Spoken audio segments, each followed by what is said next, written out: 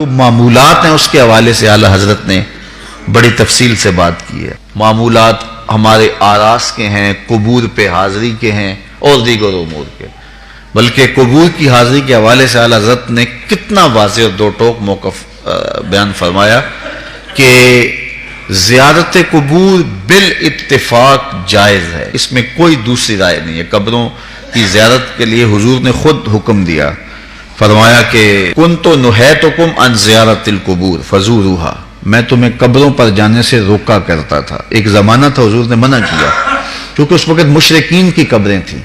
پھر اس کے بعد جب جنت البقیع بنی اور اس طرح مختلف جگہوں پہ مسلمانوں کی قبریں بنی تو پھر حکم دے دیا، کیوں؟ لأنها تذکر الآخرہ، اس لیے قبریں آخرت کی یاد دلاتی ہیں۔ تو قبروں کی زیارت بالاتفاق جائز ہے، لیکن اس کے اندر یہ فرق کر دیا کہ یہ مردوں کے لیے جائز ہے، عورتوں کے لیے حضور علیہ الصلوۃ والسلام کی قبر انور کی حاضری حضور کی شفاعت کا سبب و ذریعہ ہے۔ اس کے علاوہ حضور علیہ السلام کا فرمان ہے لعن رسول اللہ زوارات القبور، قبروں پر جانے والی عورتوں پہ رسول اللہ نے لعنت کی ہے۔ اور اس پر علماء نے لکھا ہے کہ جو فزوروہا کی اجازت ہے، کیا اس میں عورتیں شامل ہیں یا نہیں شامل ہیں؟ تو ایک کثیر طبقہ کہتا ہے کہ عورتیں شامل نہیں ہیں، اور جو ان کو شامل مانتا ہے اس کو بھی شرائط سے مانتا ہے۔ ایک تو محرم کے ساتھ جائیں، دوسرا وہاں اختلاط مرد و زن نہ ہو، اور تیسری شرط یہ ہے کہ عورتیں جزا فضا نہ کریں، واویلا نہ کریں، جس طرح عورتوں کے اندر جو ہے وہ صبر کی کمی ہوتی ہے مردوں کی نسبت۔ تو اگر ان شرائط کو پورا کیا جاتا ہے تو پھر جو ہے وہ مخصوص جگہوں پہ عورتوں کا چلے جانا قبروں میں جائز ہوگا، اس طرح والد کی قبر پہ جا رہی ہیں، والدہ کی قبر پہ جا رہی ہیں، لیکن ان شرائط کے ساتھ۔ لیکن بعض نے کہا کہ نہیں، مطلق نفی ہے، لیکن جنہوں نے جواز قرار دیا انہوں نے بھی ان 4-5 شرائط کے ساتھ جو ہے وہ جواز قرار دیا۔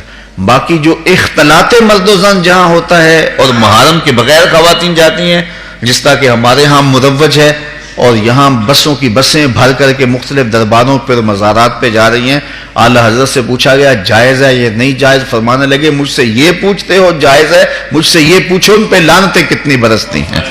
فرمایا جب وہ گھر سے نکلتی ہیں تو ان پر لعنتیں برسنا شروع ہو جاتی ہیں، اور تم اس کو مجھ سے جواز کا فتویٰ مانگ رہے ہو۔ تو اب دیکھیے کہ یہ ہمارے معاشرے میں ہے کہ نہیں ہے، اور اس کو کیوں نہیں روکتے؟ اس لیے کہ وہ کہتے ہیں اگر عورتیں نہیں آئے گی تو بابے کا گلہ کون بھرے گا، اس لیے کہ پیسے تو عورتیں ڈالتی ہیں، اس لیے وہ کہتے ہیں کہ ٹھیک ہے، اور اس کے لیے آنکھیں موند لیتے ہیں، بند کر لیتے ہیں۔ ضرورت ہے کہ عورتوں کو مزارات پہ حاضر ہونے سے منع کیا جائے، وہ گھر کے اندر رہیں، اور اگر وہ جانا چاہتی ہیں تو یہ شرائط ہیں جو ہمارے علماء نے دی، اور ان شرائط پر پورا اترنا اتنا آسان نہیں ہے۔ اسی طرح اللہ نے فرمایا کہ جو ہے وہ زیارت قبور بالاتفاق جائز ہے۔ عورتوں کی جو بات ہے وہ آپ نے بیان فرما دی۔ دوسری بات فرمائی سجدہ قبور اور طواف قبور بالاتفاق حرام ہے، اس میں کوئی دوسری رائے نہیں ہے۔ قبروں کو سجدہ کرنا اور قبروں کا طواف کرنا بالاتفاق حرام ہے، اس میں کسی کا کوئی اختلافی نوٹ نہیں ہے کسی بھی عالم کا۔ اور تیسری چیز فرمایا کہ بوسہ قبور اس میں اختلاف ہے، مختلف ہی ہے، لیکن احوط یہ ہے، احتیاط اسی میں ہے کہ نہ دیا جائے۔ یعنی قبروں کے بوسے کے بارے میں کچھ علماء قائل ہیں، کچھ علماء نہیں قائل، لیکن اعلیٰ حضرت فرماتے ہیں کہ دور موجود میں یہ ہے کہ احتیاط اسی میں ہے کہ بوسے قبور نہ دیا جائے۔ لیکن فرمایا کہ اس کے باوجود بھی کچھ لوگوں کی خاص کیفیت ہوتی ہے، تو وہ مناسب حال ہوتا ہے تو فتویٰ اس حال کے مطابق ہوگا۔ اور اس کی دلیل جنہوں نے قبروں کو چومنے کی دلیل لی ہے انہوں نے حضرت ابو ایوب انصاری اور حضرت بلال بن رباح رضی اللہ تعالیٰ عنہ کا عمل لیا ہے۔ حضرت ابو ایوب انصاری حضور کے روضے پہ، حضور کی قبر پہ ایسے بازو پھیلا کے جو ہے وہ بوسے کر رہے تھے کہ مروان آیا تو اس نے دیکھا اور اس نے پوچھا کون ہے، اور اس کے لہجے میں کڑک تھی اور انداز یہ تھا کہ یہ کیا کر رہے ہو؟ تو جو شخص اس طرح قبر پہ لیٹا ہوا تھا اس نے سر اٹھایا، فائزہ ہوا شیخ ابو ایوب انصاری۔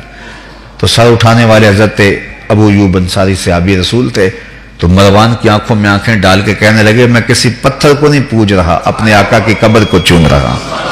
تو یہ دلیل انہوں نے لی ہے، لیکن یہ دلیل اس صورت میں بن رہی ہے کہ یہ ان کی خاص کیفیت تھی۔ تو اگر باپ کی قبر پہ، ماں کی قبر پہ بندہ جاتا ہے اور اس طرح بے خودی کی کیفیت ہو جاتی ہے تو وہاں اگر چوم لے تو حرج نہیں ہوگا، لیکن عمومی طور پہ اعلیٰ حضرت نے جو موقف دیا ہے کہ وہ مزارات پہ جائیں تو احوط یہ ہے کہ بوسہ نہ دیا جائے، چونکہ بوسہ دینے کے لیے آپ کو نیچے جھکنا پڑے گا، اور آپ بوسہ دے رہے ہوں گے تو کسی کو یہ گمان ہو سکتا ہے کہ یہ سجدہ کر رہا ہے، لہٰذا کسی کو بدگمانی سے بھی بچانا لازم اور ضروری ہے۔ اس لیے فرمایا احتیاط اسی میں ہے کہ قبروں کو بوسہ نہ دیا جائے اور احتیاط کی جائے۔ دنیا کے اوپر جتنے بھی لباس پہنے جاتے ہیں ان کو کئی جیبیں لگی ہوتی ہیں، شلوار قمیض ہو یا پینٹ شرٹ ہو تو کئی جیبیں لگی ہوتی ہیں، صرف ایک لباس ہے جس پر جیب کوئی نہیں، اور وہ کفن ہے۔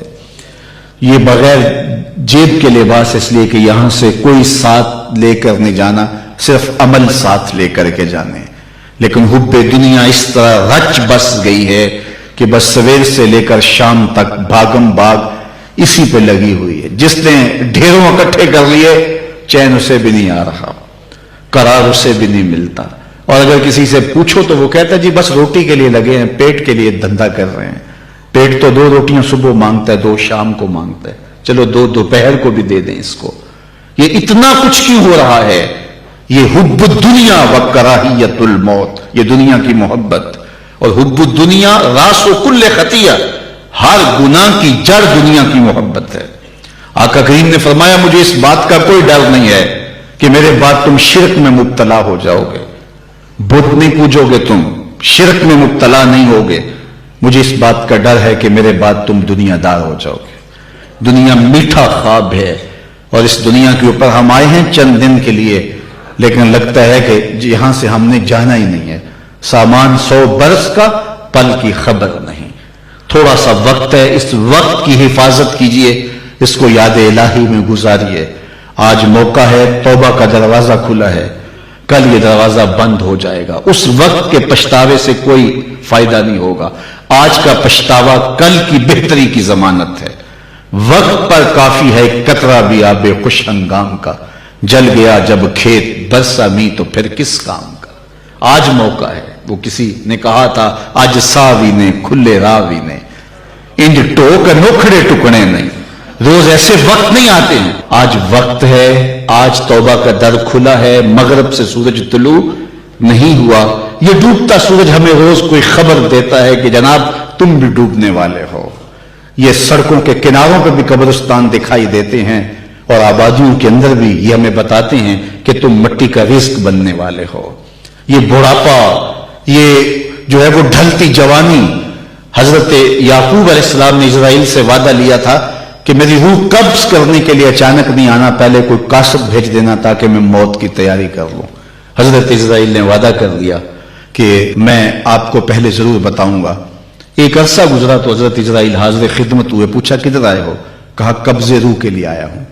کہا تم نے تو وعدہ کیا تھا کہ اچانک نہیں آؤں گا، پہلے کوئی قاصد بھیجوں گا، تم نے تو کوئی قاصد نہیں بھیجا۔ حضرت اسرائیل عرض گزار ہوئے حضور آپ کے سامنے کتنے لوگوں کی موت واقع ہوئی، یہ میرا قاصد نہیں تھا تو اور کیا تھا۔ ابھی ہم آ رہے تھے، یہ تھوڑا سا لیٹ اس لیے ہوئے کہ راستے کے اندر ٹریفک جام تھی، تو آگے کیا تھا کہ کسی گاڑی نے ٹکر ماری اور بیچ چوراہے میں لاش پڑی تھی۔ وہ صبح تو ہنستا ہوا گھر سے آیا ہوگا، لیکن اب اس کے گھر میں اس کا جنازہ پہنچے گا۔ مجھے اور آپ کو نہیں پتا ہمارا اٹھنے والا اگلا قدم کہاں ہے، اور جب ہمیں یہ نہیں پتا ہے، فرمایا گیا زندگی اور موت کے بارے میں کیا خیال ہے؟ کہا فجر پڑی ہے، پتہ نہیں ظہر پڑیں گے یا کہ نہیں۔ کہا میری صحبت میں بیٹھ کے اتنی لمبی امیدیں لگائے بیٹھے ہو۔ کہا ظہر پڑی ہے جناب، عصر پڑیں گے یا کہ نہیں۔ ایک بولا عصر پڑی ہے، پتہ نہیں مغرب پڑیں گے یا کہ نہیں۔ ایک نے کہا ایک رکعت پڑی ہے، پتہ نہیں دوسری رکعت بھی پڑھنی نصیب ہوتی ہے یا نہیں۔ فرمایا یہ سب تمہاری باتیں، میں تو کہتا ہوں ایک طرف سلام پھیرا ہے، پتہ نہیں دوسری طرف سلام بھی پھیر سکیں گے یا کہ نہیں۔ کیا موت اتنی قریب نہیں ہے؟ میں اور آپ اپنی آخرت کے لیے کیوں نہیں سوچتے؟ اپنی زندگی کو کیوں نہیں بدلتے؟ توبہ کا در کھلا ہے، کل نہیں ہوگا۔ تو آئیے آج کے ان حسین لمحوں کو، آج کی ان گھڑیوں کو، آج کی جوانی کو، حتیٰ کہ آج کے بڑھاپے کو حسن دے لیں، اور آج کا پچھتاوا کل کی بہتری کی ضمانت ہوگی۔ کل کا پچھتاوا سوائے دکھ بڑھانے کے اور کچھ نہیں ہوگا۔ آنا تو ہے ہی اس کی چوکھٹ پہ، پھر جو لوگ اٹھا کے لے کے آئیں گے، اچھا نہیں ہے کہ خود چل کے جائیں، پھر جو لوگ کندھوں پہ اٹھا کے لے کے جائیں گے، کل جو کفن میں منہ چھپا چھپا کے جاتے پھریں گے، اس کی رحمتیں آواز دیتی ہیں کھلے منہ آ جا، میری رحمتیں تیرا استقبال کریں گے۔